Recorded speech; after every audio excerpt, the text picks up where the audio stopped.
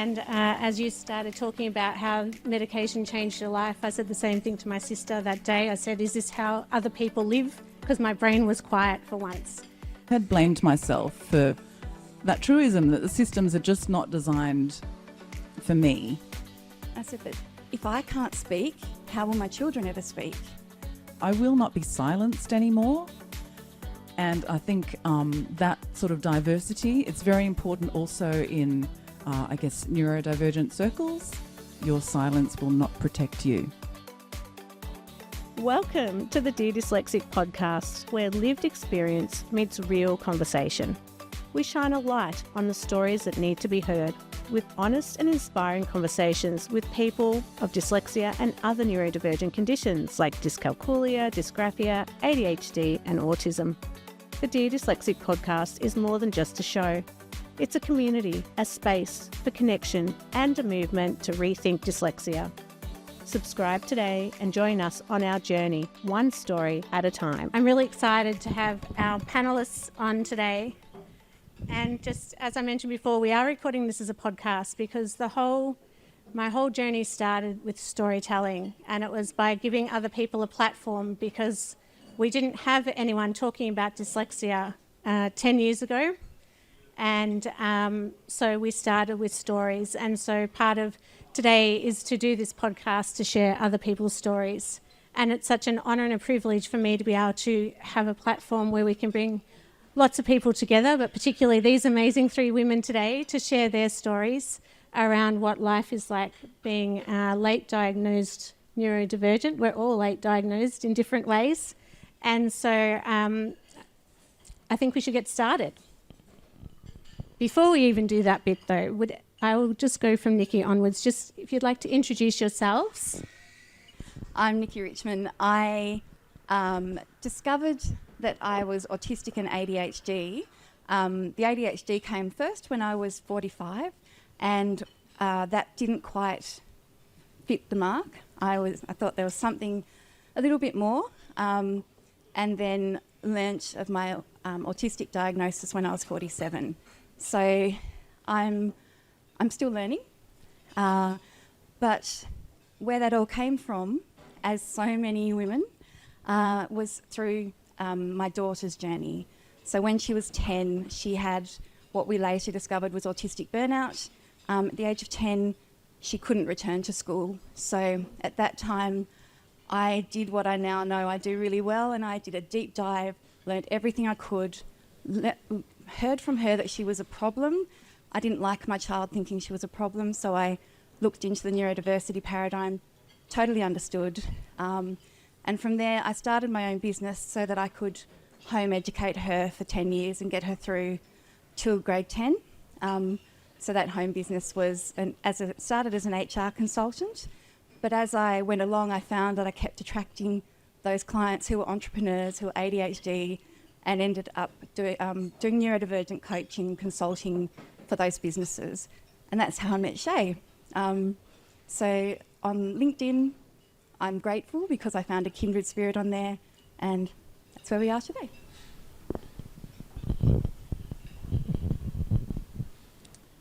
Thank you so much. I'm Kim Gordon, and just want to acknowledge and pay my respects to Aboriginal and Torres Strait Islander elders, past and present, and acknowledge that I'm a settler here on Aboriginal land. I don't really know where to start. I was really nervous and couldn't sleep, and so wrote a whole bunch of kind of crazy notes at 4 a.m. But after hearing Mel talk, the CEO of ADHD Australia, I sort of realised that, you know what, it's probably okay to tell a bit more of my story here amongst friends. I feel like I'm an outlier. What you see is really not what you get. There is quite a big gap between the way I present and the way I feel internally. So I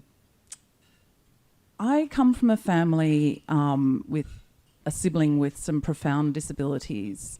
including schizophrenia.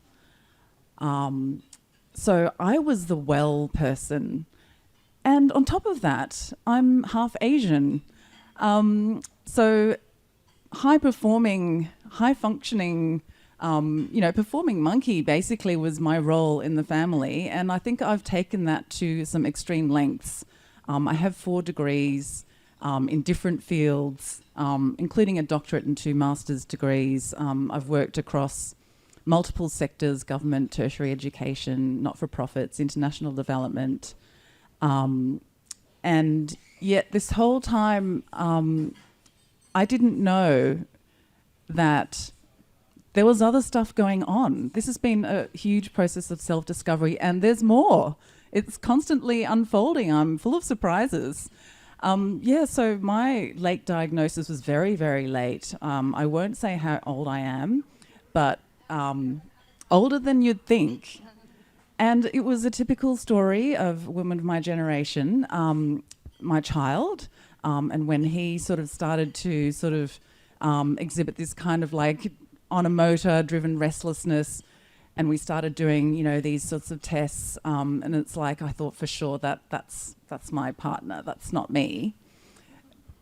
But it was me, and so I got diagnosed with ADHD quite late, and it just made such a difference to my life as a diagnostic framework, like as a framework for understanding things that I just couldn't explain that had happened in my life. I'll just stop rambling there and maybe we'll talk a bit more about it. Thank you. I'm Annalisa Contos, and my journey has been an interesting one. My mother recognised that she had ADHD, and very much in the years where women weren't diagnosed with it and you just managed it. And so I, like her, sort of managed it and didn't think a lot about it, the strengths, the deficits that came with it. Then when I got married and I had two boys, the first one was diagnosed with autism when he was 3, and the second one again when he was 3, which is always challenging, because if that's all you've ever seen from a child, how are you to know that that child is not neurotypical? Neither of them presented, I guess, in the sort of classic autism. And then my husband said to me, look, you should put up or shut up and go and get diagnosed. And so I did. And that for me was quite a life-changing experience. My mother had described how I would go around with multiple things in ever-decreasing circles, so I would eventually get things done, but I'd sort of work around with multiple things on the go. And the first day that I had my medication, I was just like, wow, is this what neurotypical people are like? Like, how amazing, how much you can get done. So that was quite eye-opening for me.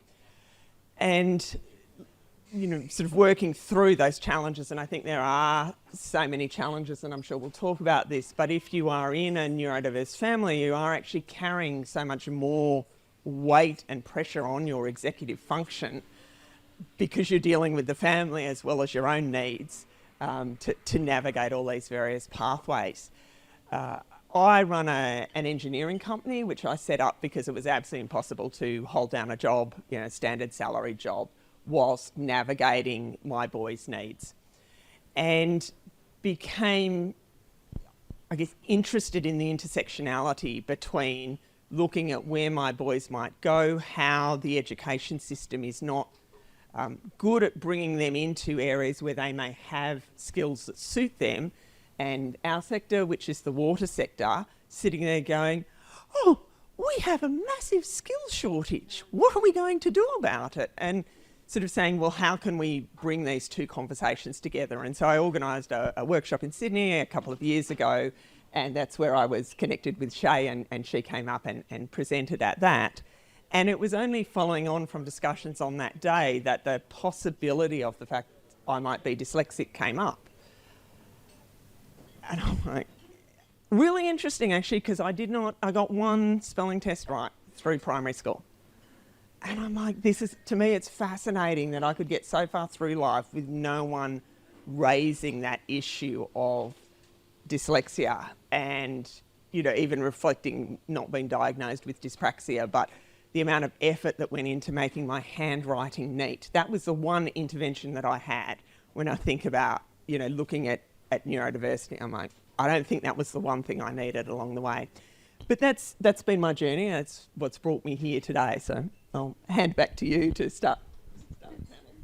Thank you, everyone, for those great introductions. And I'm nodding my head. I'm going to get a sore neck. I actually am going to osteo after this today for multiple reasons. One was stress of pulling this all together.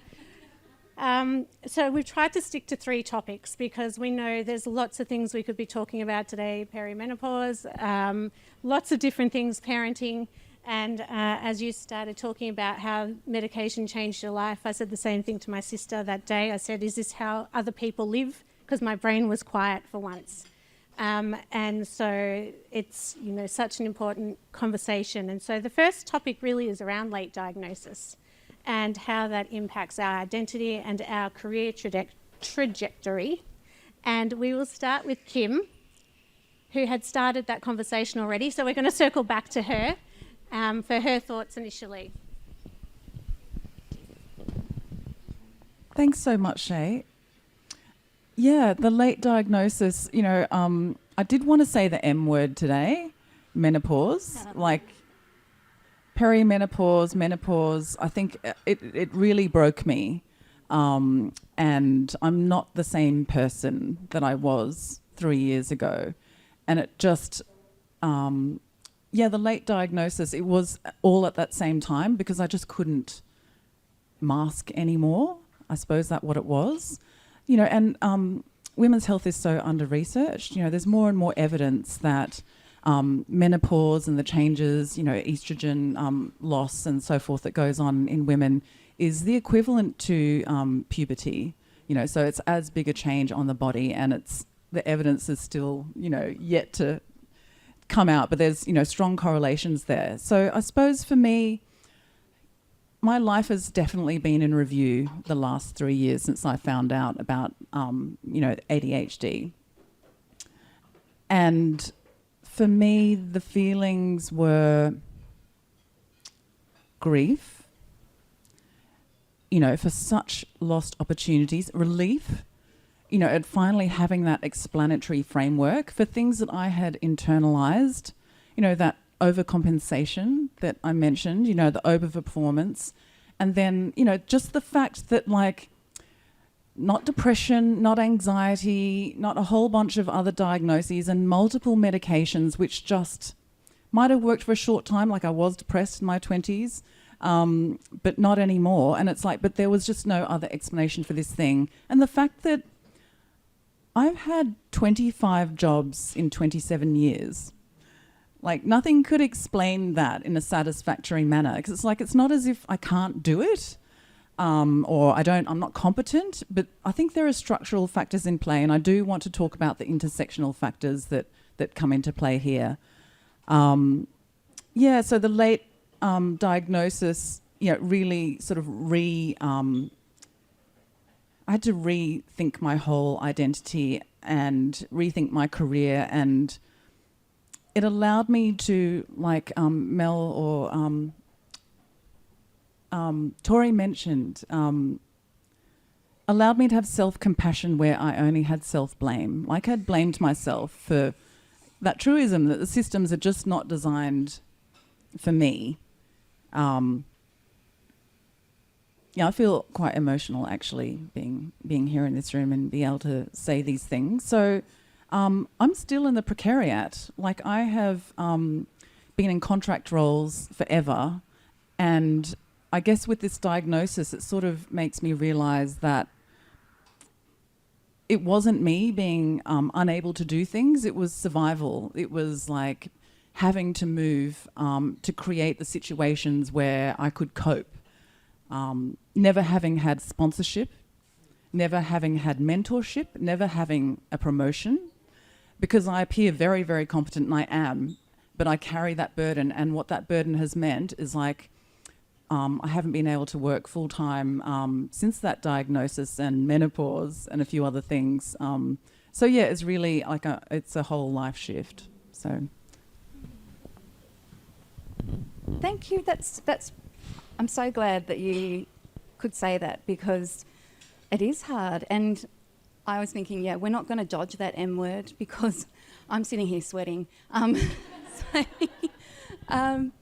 it really, it heightens the experience of being neurodivergent. And the peaks and troughs, I was talking earlier about the peaks and troughs of emotions, generally when you're neurodivergent, pile on the beauty of menopause, and the self-confidence can go. So, you know, I was saying, meet me when I'm here, I'm great. I'm so confident.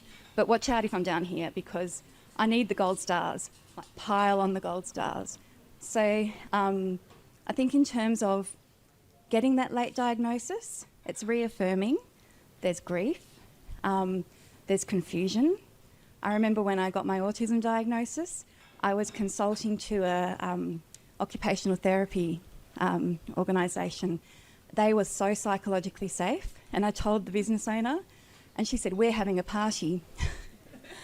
Give an autistic person a party. The whole team turned up. We had a party to celebrate my coming out as autistic. And I knew that was the most beautiful thing, but in that moment, I felt really sick.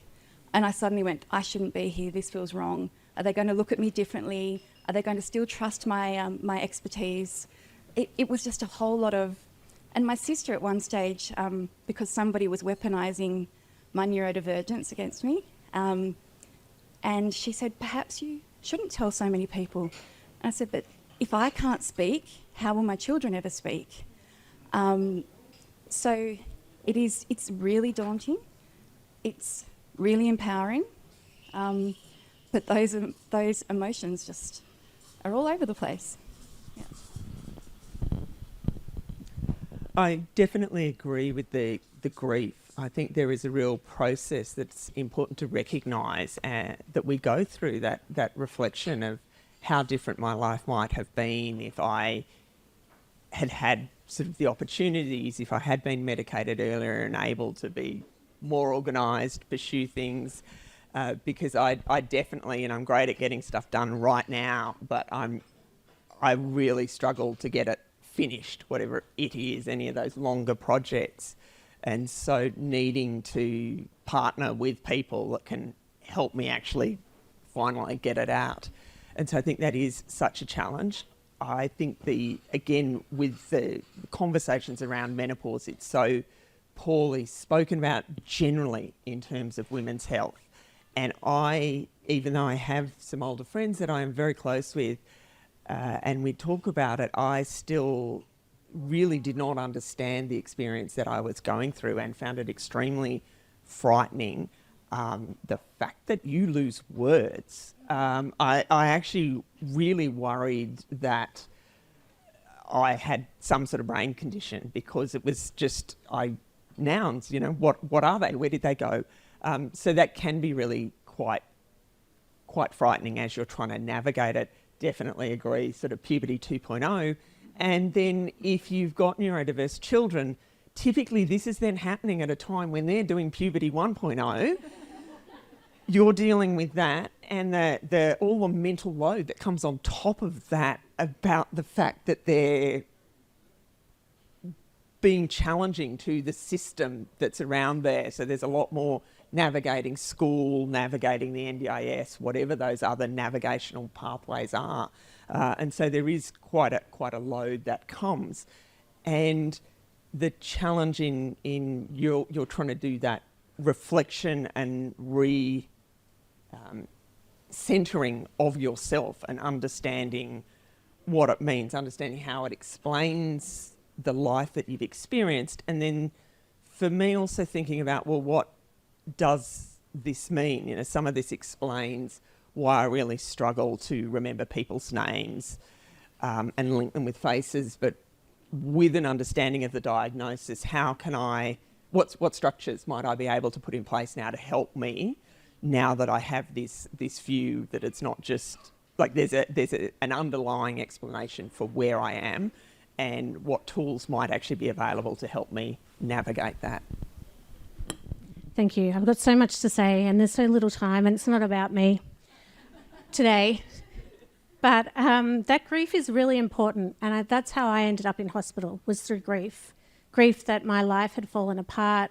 I've got 4 degrees. I was doing my second lot of 2 at the time when I was diagnosed with dyslexia and dysgraphia. And so that sent me into a spiral of mental health challenges, because I was just so lost as a person. I felt like I'd lost my identity. I was going through a divorce at the time, young, and so multiple things were happening. And so I think people don't understand that grief that we can feel of losing something, but also the change that occurs, but the loss that we didn't get help through schooling. You know, I was diagnosed in my master's. I'd had no help until then. But then also when you're talking about perimenopause, my daughter's nearly 5. So I've got the other end where we're both trying to self-regulate, and we're both doing a terrible job right now. I was diagnosed with ADHD last year, but I'd known for a number of years that I had it. And so for me, it was more traumatic being diagnosed with dyslexia and dysgraphia than it has been with ADHD. But also I see these characteristics in my daughter, and when we're both having meltdowns, it's a real challenge. So I'm hoping that I might get some tips from the 3 of you today while we're here, or anyone else in the room that's got a young child that can give me some strategies.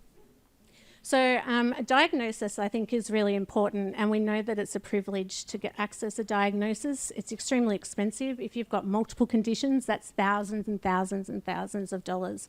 But we do know that if you get access to a diagnosis, it can be life-changing. It is life-changing, and it helps us to have a better understanding of ourselves and the supports that we need to move forward.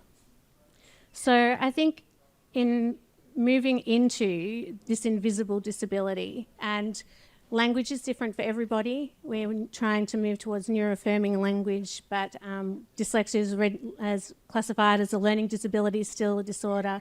So we interchange these words, and as we progress in time, hopefully you have less of a deficit model, but we are caught in a deficit medical model at the moment, whether we like it or not.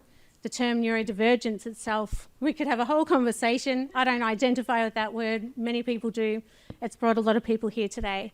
But it is invisible. And so I just want to start with Annalise. If you could share to us a little bit more about what the invisible load means to you, the burnout, and the cost to yourself and what you see in workplaces at the moment. I think it is such a challenge as it isn't apparently seen, and so for me, I find there's a lot of masking, a lot of extracurricular preparation that has to go into being organised, and if I fail to do that, there's a price. So similar to Mel, I missed a meeting time yesterday. I had one meeting yesterday in Melbourne, and I remembered it as being 12:30. I didn't check my diary before I left, and it was at 12. And so there's that that planning just takes its load.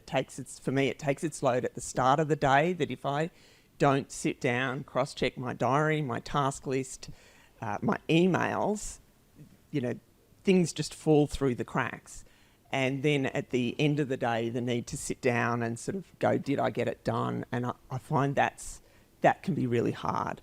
I think other aspects that occur for me is that challenge of keeping track of my thoughts within conversations. And so being a respectful listener and finding ways to sort of remember my thought beyond, so I'm not interrupting people and sidetracking conversations. But that is such a challenging aspect that I find to contribute effectively and be respectful and hold what people have said as part of sort of the various verbal conversations that go. I can find it really tricky to that working memory side of it, and to hold that in my mind as we go, which for the sort of work that I do as an engineer working with multi-stakeholders, you're expected to remember, what people have said. So yeah, it can be really tricky.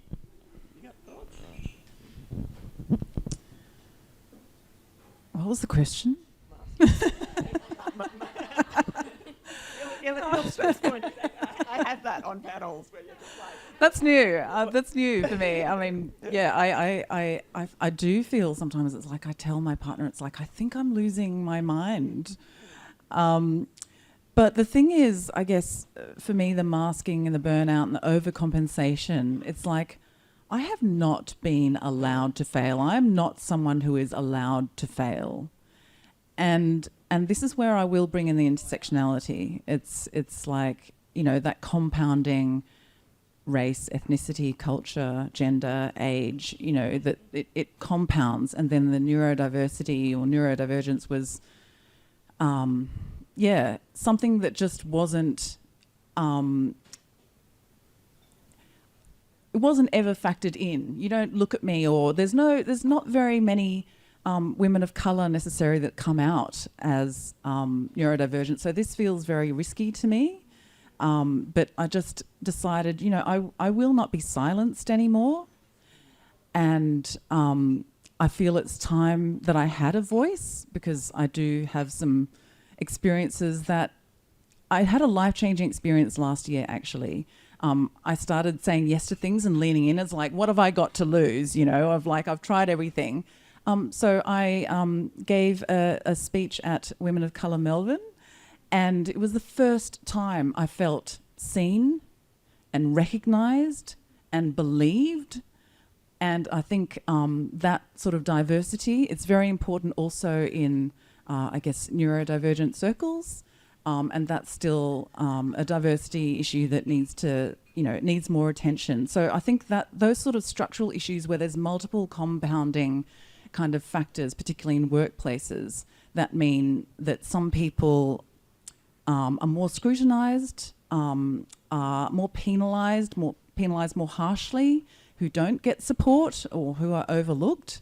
And I feel like, you know, it's not woe is me, but it is kind of like, you know, internalised self-blame and shame. It's actually, you know, I think there's more people like me that are just not able to speak up, or misrecognised or misdiagnosed, like I was. So, have I answered the question? And the masking, I think the hardest thing learning about yourself when you've had 20 years in the workforce, what I learnt through the process was I grew up observing people. So I learnt how to people. And so it's really hard. I still find it tricky to know what's me, what's the mask. I can now start to feel when I'm masking, and I do know the situations I do it in, and I'll hear my voice change. So if anyone hears me speaking really high, and, and as my girls say, I become very posh. But I also emulate the person I'm speaking to. So, and they're just like, Mum, you can't, you're sending their accent up. And I'm like, what are you talking about? So masking and camouflaging is in itself is really confusing. That's why I loved having a consultancy, and why it worked really well for me, was because I had the luxury of, I didn't really advertise. It was very relationship driven, word of mouth. So I attracted my people. And so I could be myself. And when I can be myself, I'm in my strengths. And the other thing, I got to design my business around my strengths. When I look at job ads, I don't see a job ad of purely my strengths until PwC. That was the first time, and LinkedIn, I swear LinkedIn's responsible for everything, and I'm not sponsored by them, but a job ad kept coming, and I read it the first time. I thought, I'm not looking for a job, and I read it, and it's just like, I have never seen a job that someone has designed it for me. So 2 weeks of having this come every day, I went, I had that voice. I'm not PwC material. I'll apply. I'll show myself. I can't do it. Like the language that you say to yourself. But in that interview, that's the first interview I've not masked. because I went in there going, I'm going to be totally myself, and if myself is good enough, then I'm going to be starting a job where I'm me. And that was the opportunity that I got. So I'm so fortunate to have, it feels like a unicorn, because I'm so fortunate to have been able to land in a job where from the very beginning, I told people who I was, I advised people how I need to work, and I knew what I needed to ask for so that I could thrive.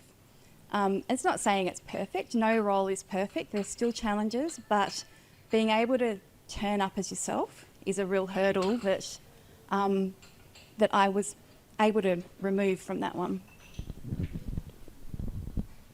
I think there's so much on us as women, as primary carers in that space. And I was at a leadership course. It was very much an experiential leadership course of like, we throw you together with a bunch of strangers, take you out, off grid, no phones, and put you through a whole lot of things. And at the start, we'd gone around and spoken about our strengths. And I'm very well emotionally regulated because of the circumstance that I find myself in at home. I can't lose it. It's those around me who lose it. And I always, as they're getting elevated, I have to bring myself down. And about halfway through, we did some eco art where you just had to go and get whatever was around and create some art. And I did this design, which was essentially, you know, my life is chaos and I have to hold it all together. And when I was asked to explain it, I really had that moment of, am I leaning into this? And I did, and I just broke down into tears and was a massive emotional mess. And it was actually really cathartic because I don't have that opportunity anywhere else to sort of do it because I always have to keep it together. And I think you can say seek professional help, but it's actually really hard to find appropriate professionals because I have done that and got told I was a table. There's a lot of pressure on me. Fine, I gave up 2 hours and paid $250 for that. Went back again, it was like, I'll put some cold water on your face or have a bit of I'm just like... So, you know, and that's not to say, I'm saying don't seek help. I was really looking for someone to give me some frameworks to understand what I'm going through, some frameworks to understand the space that I'm in, because depending on your family circumstances and your children, you can find yourself in this really curious position that no other situation exists, and that is you are advocating for your abuser. And that's really hard. No other circumstance do people say, yep, stay with your abuser and advocate for them. But if you happen to have neurodiverse children who have problems with regulation, you can be sitting there being assaulted by them and then expected to get up the next day, advocate for them, be supporting that. And that can be a really challenging thing as well. And then you've got that masking of, now I've got to get up and go to work and it's all fine with me. Oh, I'm just laughing, thinking about the night before last where my daughter was screaming in my face like a teenager, telling me she's not perfect. She can't be the perfect daughter that we want her to be. And I was like, where on earth did you get that from? And as she's having this meltdown, I'm standing there going, I'm supposed to put on this event in 2 days. What am I doing? I've got this screaming 5-year-old in my face slamming the door.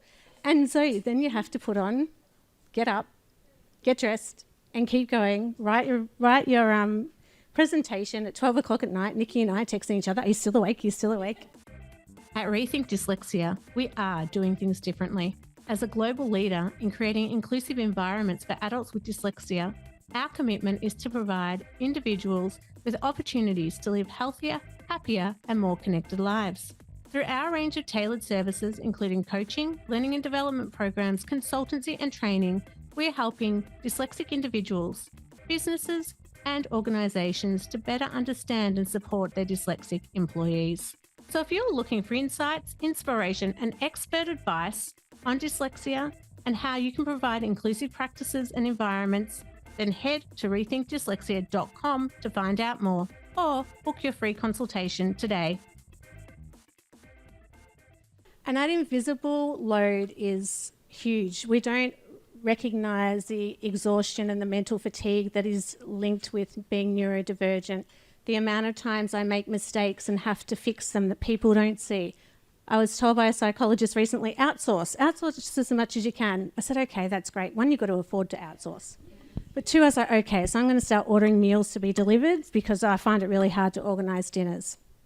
And so I ordered the meals, but I ordered 2 lots to be delivered one day after the other, and all this money went out of my bank account.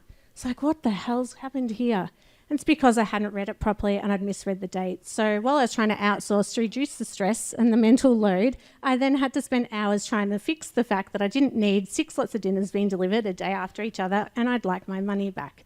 So it's all those extra things that people don't see that we're trying to navigate day in, day out, especially with dyslexia when we misread things. Mel's still there. Misread. It has a huge impact, and people don't see that because we're showing up. Because I was thinking, I don't mask, but after you said that, I was like, oh my God, yes, that reminds me of the other night. And so that layering of mental fatigue is significant, and people just don't see it. And it's really hard to understand unless you are neurodivergent, because we're the ones carrying it all the time. But that's a good segue, Nicci. You started. Oh, actually, I just had one thing. Chaos, yes, definitely a lot of chaos, internally and externally. But active listening, because as you were saying, you know, we're told all the time, be an active listener. That's how you communicate well, is being active, and you've got to listen in. But as you were talking, I'm like, well, how can I be an active listener when I've got no short-term memory and I just trying to hold my thought for what I need to say? So, you know, there's all these constructs we don't even think about, and active listening is just one of them, which is actually really hard. I'm going to take that off my shoulders now. Thank you. That's why I had to write it down. So, because I was like, yes, I can do it in different ways, maybe. I'm not sure. I'll have to think about that. But the workplace, we are going to hand over to Nicci, but the whole reason I started what I do is because I was significantly bullied and discriminated against throughout my working career. I won't go into details, but there's a lot of stories I could share. And probably only 2 organisations I've worked with that have been significantly supportive. One of them is with the Raising Children Network, and my boss was going to come today, but he said, oh, I was going to come, it's 8:30. And then he's like, oh, actually, I'm in Canberra. I was like, that reminds me of something else that's been happening. So everything we do is to support people at work, giving them one-on-one help. JobAccess, who we've got some representatives here today, we do a lot of that work because the systems aren't there, and so what we're trying to do is implement those systems, bring in the structure through research that we've done or what's coming through at the moment. And so the workplace is a huge topic that we want to talk about today. But for me, I've found that it's been really hard to find other particularly dyslexic women outside of us today that are in leadership roles that are happy to come out and speak about it. And we don't see it happening very often, where we've got the opportunity for leaders above us to be able to share their experiences. We see it a lot overseas. And so, Nicci, this big question is for you. What needs to change? How do we start to support women to speak up and to get help in different work environments? Thank you. Just on the active listening, I finally have a strategy, and I take a notebook everywhere, and as people talk, I mind map the whole time, and that keeps me on track. But also, you find the most amazing links, and you come out with great solutions when you're thinking like that. So that really helps me. But in terms of what needs to change, and different workplaces will be at different parts of this journey. The one thing that I experience currently doesn't need to change because I absolutely love it. I have a predominantly neurodivergent team. So one thing that we are really good at is we recognise that justice sensitivity and rejection sensitivity can be really disabling for us. So if we've had a hard conversation with someone in our team, or if we can see that they're struggling, we will check in and we will, say, how's the RSD going? Or if I'm in a meeting and somebody says something that feels a bit harsh to me, I'll just go, RSD. So we can name it. So when you're in safe teams, find the language that helps you share what you're experiencing helps you understand how you can support each other. So in terms of that doesn't need to change, we need to keep that. What needs to change is leaders are always going to be the lever for change. We need leaders who firstly know that they're neurodivergent, and then secondly, that they are comfortable enough to tell people, because, we can't be what we can't see. And I was speaking with a senior leader last year, and she was talking to me about being autistic. And I said, does anybody in your team know? And she said, I've told my direct person, but I won't be letting anyone higher than that know, because they are judging my performance, and I don't trust that they know enough and understand enough to not stigmatise. So I said, I understand. And I said, if that ever changes, let me know, because we need leaders who are speaking up. And so it's on the organisations to really provide great education. Lived experience stories are great, but we can't keep putting the onus on people who are already tired. So we need to take that effort. Curious conversations. Speak up. Learn about people. You don't need to... a person doesn't need to share a diagnosis to share how they work. So the universal design approach is there, that we can start building in systems and processes that support more and more people, so that we don't need to mask. We can turn up and do our job. Things like communication norms. This is how we work here. We can use a range of communication styles. We ask that everyone sends agendas before a meeting. We use AI to summarise, to provide actions. So we outsource where we can, and AI does help where we have access to it. Once again, a privilege thing. But it does help to support our executive functioning. It supports things like project management, task breakdown. So organisations providing the tools that people need without asking why they need it. What else have I got here? A big one, we talk about burnout, and I used to joke, I don't even know if I joked about it with you, Shay, when I had my business.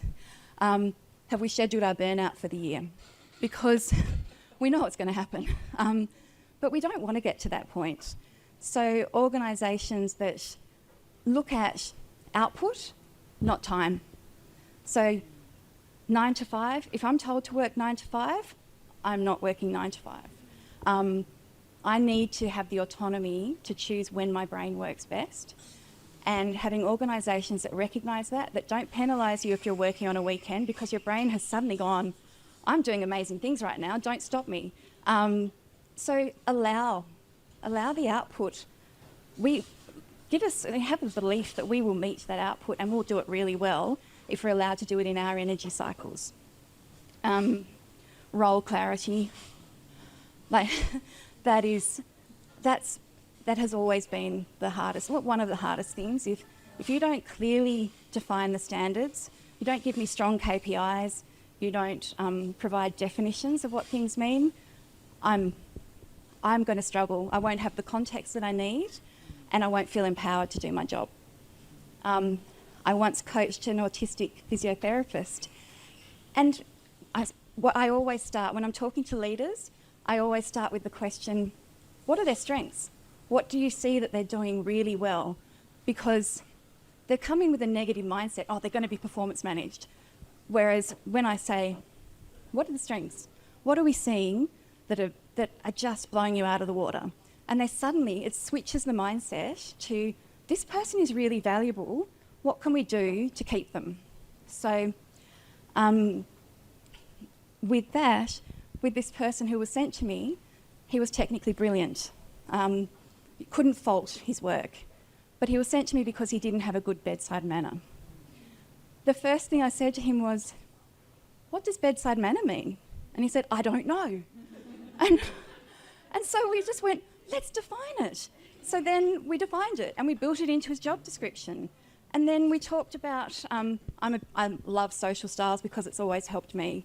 A very simple model, but it helps understand that you don't have to mask or change who you are, but if you understand where others are coming from, you can meet them halfway. So not teaching a person to change themselves, but helping them understand how to bring out good outcomes. So when we put all the soft, fluffy stuff into his job description, and he was just like, why don't they teach this at uni? And he got back to the workforce. I checked in again a few months later. He'd been promoted to a supervisor. And it's just, he just needed clarity. So the other side of that is there's a lot we can do where people don't need to share. There's a lot we can do to make the workplace work for people. Flexibility, working from home, all those things. But when somebody does need an adjustment, let's make it as painless as possible. Because as we say, you know, for those who have neurodivergent children, other loads, we're advocating either for ourselves or our children, others we love, all the time. We're fighting systems, we're exhausted. We need our people to come into the workplace and go, you don't have to fight to get what you need. We see you. We're not going to ask for your diagnosis. We're going to ask what the barriers are and how we can help you. So that the more straightforward, the easier we can make those low-cost adjustments. I recognise, you know, as things become more high cost, we do need to get those diagnoses. And that makes sense. But whatever we can do that is the low cost, easy to do, and it usually comes down to ways of working, conversations with leaders. So the thing that made me really happy this year was the leader that I'd spoken to last year. I invited them to come to a listening session where our most senior of people sat in and listened to our people with disability. And that person spoke there, talked about the gift of time, how leaders empower when, we have neurodivergent children who might be struggling. This person needed time out of the workforce. Her leaders didn't ask any questions. They just take what you need. And that's brought an incredibly loyal employee who's going to be there for the long run and doing amazing things. So I keep thinking of the gift of time is really important. And then following that, she messaged me and said, I've decided if you'll have me, I will be a spokesperson for neurodivergence. She said, so I'm your person. I was like, that gave me warm fuzzies. But it's those people who recognise, yes, it's scary, but yes, it's impactful. Would you two like to add? Am I getting time? Oh my gosh, 1 minute. I was like, really? Okay, in 1 minute. Yes. Oh, well, actually, this is our last topic, so I think maybe we could spend a few more minutes and then we're going to throw to the audience for questions. But would you like to add some words before? No, I wasn't reading. Sorry. So I think there's a couple of things to unpack in terms of organisations and very much the distinction between equal versus equality. And so how, with those principles of universal design, what is it that we can do so everybody can do their job well? There is the challenge, as we've talked about late diagnosis, that many people don't know they're neurodiverse or don't have a diagnosis. So as employers, as managers, or colleagues, what can be put in place to help everyone do their best? I'm hoping it's still online. Atlassian has a user's guide that you can find and download, and it helps people to reflect on what are my effective ways of working, and that can then be shared with the team so that you can build that understanding. And if you can create that nice safe space within your workplace, it doesn't require any labels to understand that I need written instruction. No, I need verbal information.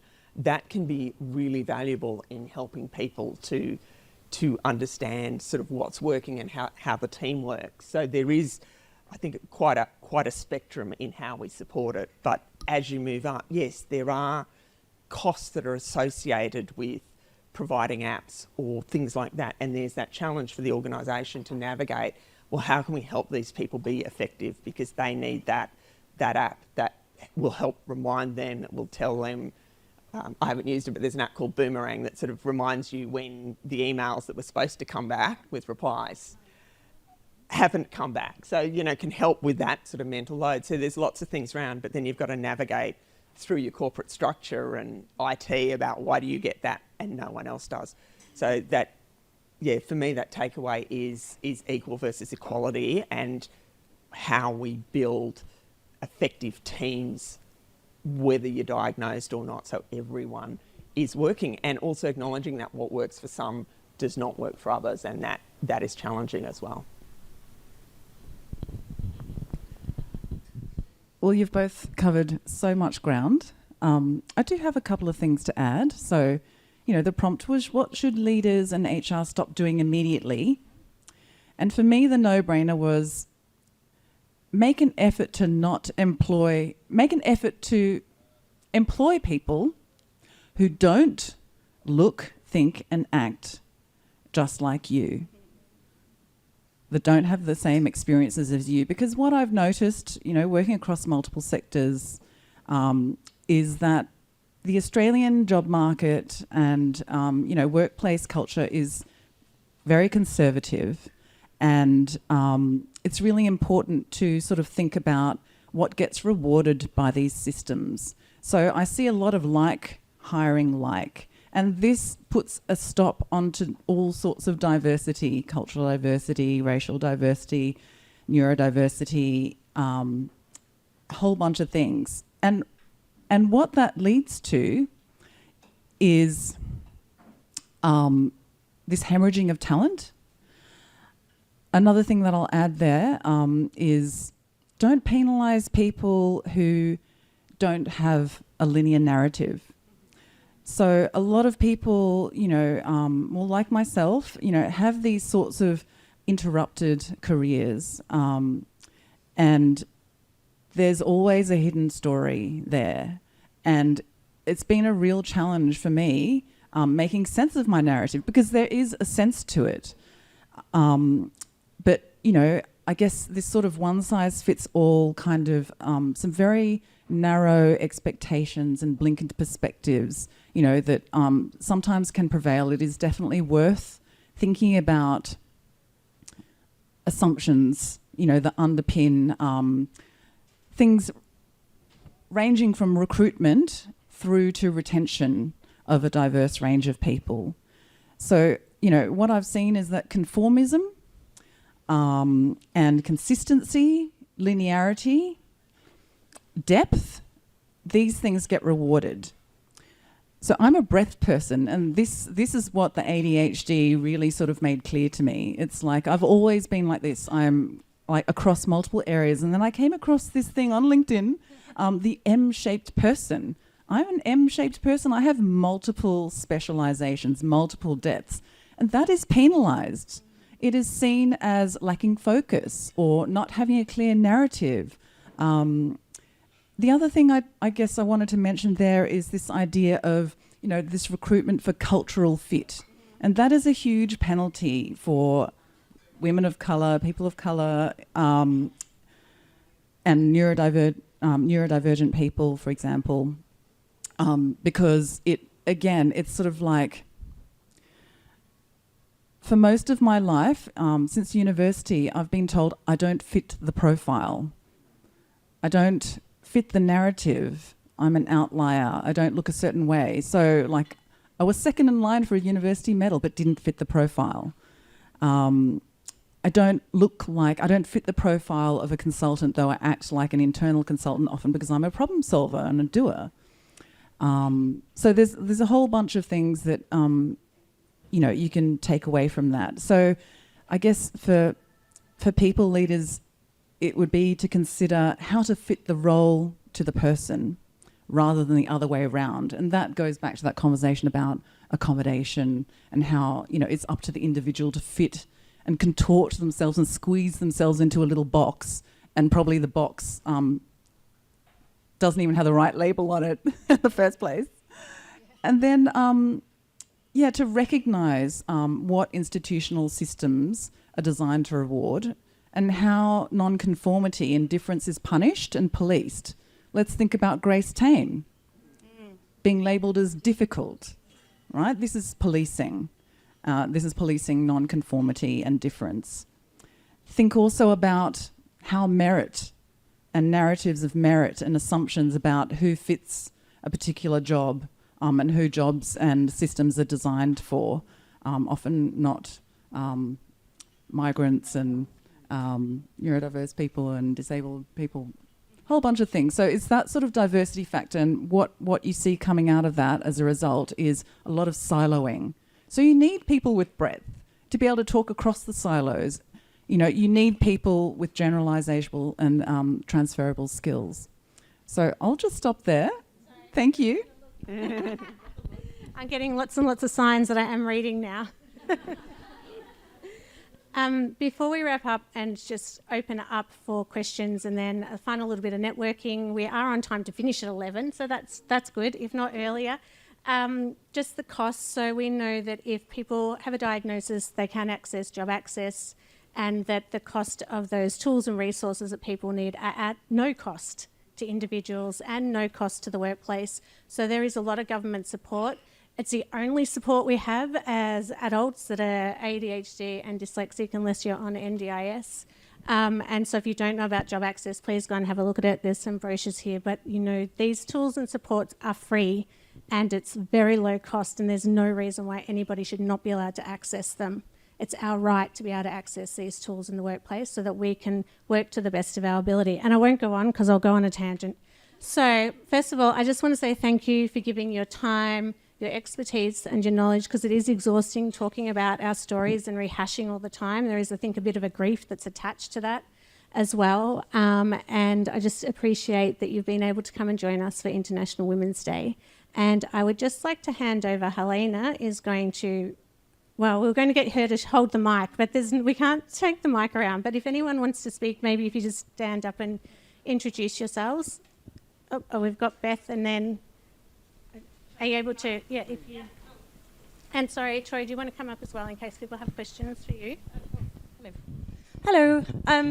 It was just more actually a comment on what you were discussing. I think you're sort of talking about job changes and breadth of experience, and it's something I see in my work where people can feel really unsure where they fit and then really self-conscious about having maybe a lot of different roles on their resume. So I just wanted to give you some stats that I know made me feel good when I read them. And the first one is that the average now, the stats now and the research shows that the average person will hold 18 jobs across 6 different careers in their lifetime. So you're probably all a bit behind that, so you're good. And the other one was actually talking about, obviously I come from a recruitment background, a reformed recruiter, and using my powers for good. And there was an OECD report, the Future of Jobs Australia report, I think it was 2021, that said 1 in 4 employers cannot find the skills that they need in Australia now. We're short about 26,000 truck drivers, 10,000 accountants. Try finding a mid-level lawyer, good luck to you. We have a chronic skill shortage, and yet there's still a very traditional approach to culture fit, make eye contact in an interview, and all these things. So I think things are changing slowly. But yeah, I just sort of wanted to note that if you're feeling a bit, I've got a lot of different jobs or different specialisms, you're good. You're probably well within the stats.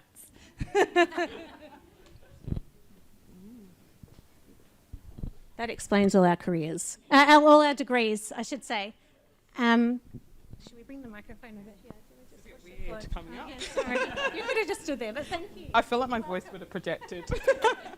I just wanted to say thank you so much for this panel and this event.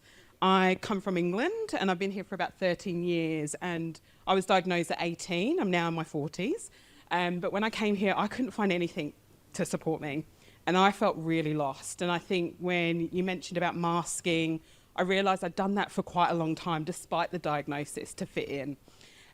What I wanted to ask you, though, is something that I always reflect on. I'm a social worker by background, and I do manage a team, and I think predominantly we're all neurodiverse, which is quite interesting. But I remember my manager saying, don't fit the mould, be the mould. And that stood with me throughout my career.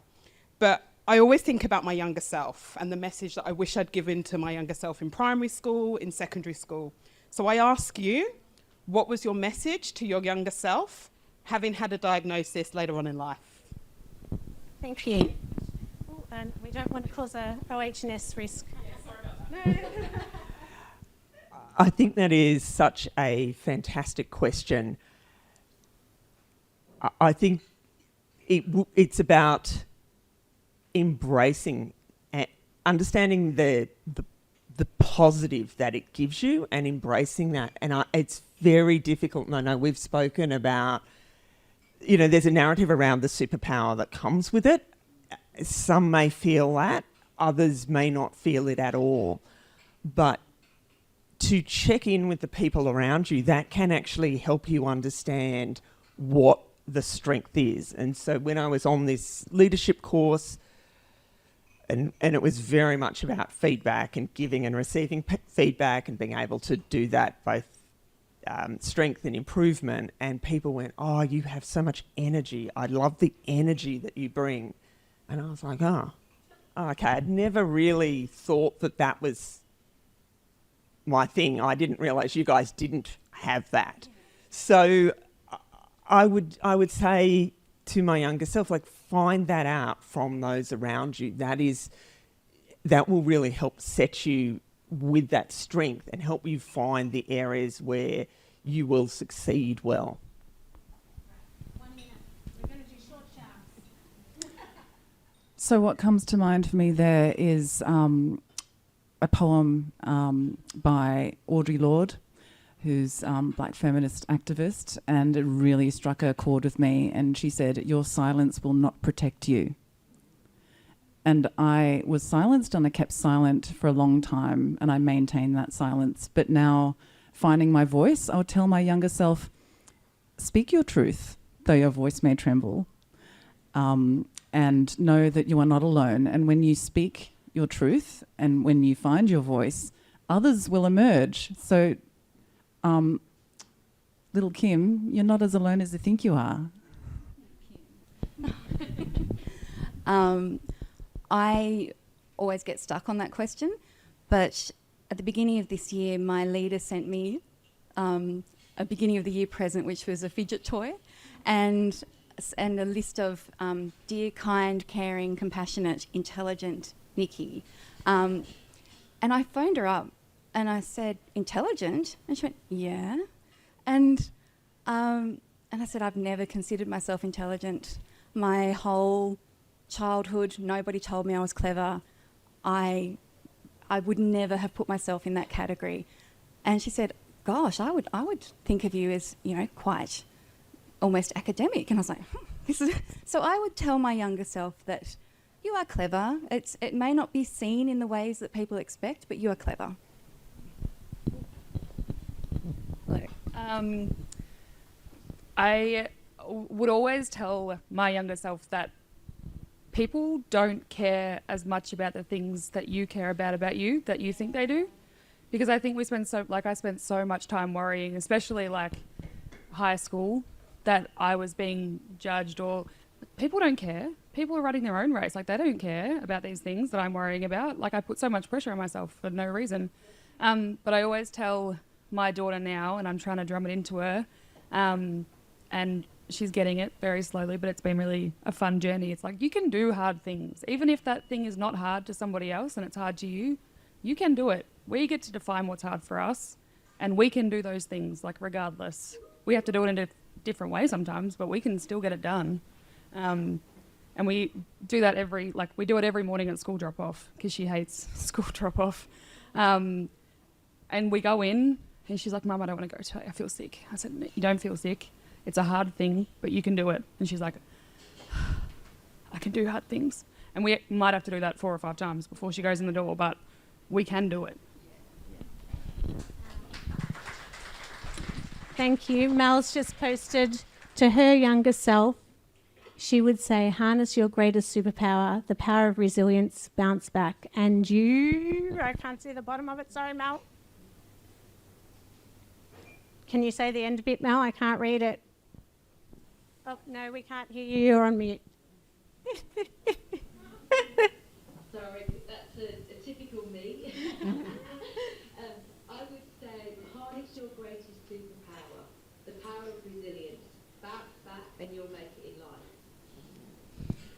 Thank you. I think we might have time for 2 more questions.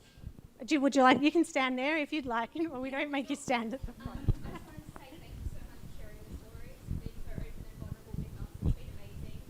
I was diagnosed with ADHD in 2024, and I've just been silently crying over here, just resonating with your stories. And I wanted to ask, how have you found navigating finding jobs, finding workplaces that suit you, and just finding work that's meaningful and that works for who you are? And yeah, I'd love to ask that question. It's a bit of a loaded question, but anything would suffice. I want to work you in the shin cord, sorry. I think when I was first diagnosed, as I said, I was working in disability employment services. So I think everyone that I worked with had a really good handle on sort of what it was. And I was really lucky because I got to walk back into the office and say, I've got my diagnosis, I'm starting medication. And it was really quite good. But with a job like that, where you're constantly dealing with some of the most underprivileged people, people that have barriers to employment, that are constantly facing those challenges to finding work, it can be very taxing. Same time that I was going through a divorce and trying to set my life up again, and I was like, I need to protect myself at this moment. But I still wanted to make sure that there was opportunity to influence change in some way, to support people in some way. And it took a long time. Like, I wasn't unhappy in that job, it was just draining. And then when I found the job with the department, I was like, oh, I don't think I'm going to make a good public servant. I don't know if I quite fit what I think that is. But I went into it, and I went in like head first. I think, like Nicci said, like I went in and I was like, in my interview, yeah, I'm neurodivergent. Like, I'm a single mum of 2 kids. Sometimes I'll need time off, and sometimes, you know, this. And if they weren't accepting, like the moment I walked in the door, I just wouldn't have done it. Because people that are going to support you from the moment you say, you don't even have to disclose, you can just be yourself and they'll accept you. Even if you have to go on 100 job interviews, there will be an employer for you. There will be somebody that is happy to have you come in and be your full self at work. And it's hard and it's draining. Like, even if you go for 100 interviews, it's draining getting knocked back again and again and again. It happens to so many people because they don't think you're the right fit. But when somebody sees you as the fit for them, like, it's the most meaningful thing. So like, it's hard and hold in there because it's not always easy, and I understand that. I've seen a lot, and I continue to see it now with people that are in employment services now. But when you find that meaningful employment, like, that's when you get to thrive. So. Thank you. I'm sorry. Oh, I'm so Can you sorry. Can you do 1 minute? Okay. Yes. Count. You point at me. Okay. 1 minute. So I found that the most important thing for me was to work out my values, work out what are non-negotiables, and I did Clifton Strengths. I got really clear on what my strengths were. The more I learnt about my strengths, I leant into those.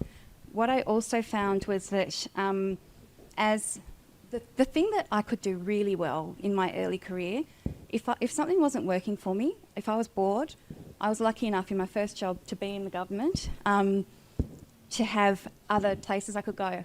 I was working in a job that was boring me stupid. I walked up to the marketing department and I said, I'd like to come and work with you. And they found an opportunity for me. So I don't think they were used to people saying that. And what I found, I am good at finding opportunities. If I'm clear on my strengths, my moral compass, and a challenge there is if my justice sensitivity gets hurt too much, if I'm not ethically aligned, I can't stay in the workplace. But what I've found is with my non-linear path, I've actually built so many generalist skills that they're really transferable and working really well where I am now. So remember, it's all happening for a reason. That non-linear is happening for a reason, and you will be building things that would get you to the right place. I'm sorry, we don't have enough time. We could have had a half day. We just wanted a small, intimate breakfast, and it's turned into something amazing. And we've got some messages coming up, but I think that we've got a little bit of time, but I think if we just kind of wrap up now, then people who'd like to stay, we've got an opportunity to ask more questions. Also, we can connect everyone through LinkedIn. Please look up, everyone's got a profile. I'll quickly just let Beth say something about ADHD Australia before we wrap up. Super quickly, if you are looking for resources, anything from parenting, employment, looking for work, and just navigating life with ADHD, if you go to ADHD Australia website, we've got fantastic sources. And we're also going to be launching ADHD Assist, which is going to have even more resources on there. There's recordings of panel conversations. We did host the Global ADHD Conference recently. There's recordings of speeches on there. I think you did one. Yep. And there's also ADHD TV that you can access as well. So please do check it out. It's a bit overwhelming that this is over, but it's not over. It's just the beginning, hopefully. We've already been asked to do road shows next year in the regions, and people are already asking if they can be on our panel, and we haven't even seen if we can do another one next year. But thank you, everyone, for coming today. It's an early start. I was like, why on earth did we do a breakfast? Getting up and out of the house by 6:30 was really, really hard. I was late. But just thank you, everyone. Thank you to Henry and Fox for hosting us today and for the beautiful breakfast. Again, to my very small, dedicated team, thank you again for making sure I'm organised and not too late. And for our panellists and for Mel, who stayed on this whole time, thank you so much. If you haven't done so already, make sure you sign up to our mailing list so you can keep up to date with everything we are doing at Rethink Dyslexia. So head to rethinkdyslexia.com.au. And don't forget, if there's anything you heard today that was distressing, you can contact Lifeline on 13 11 14 or Beyond Blue on 1300 22 46 36. Thanks for listening, and bye for now.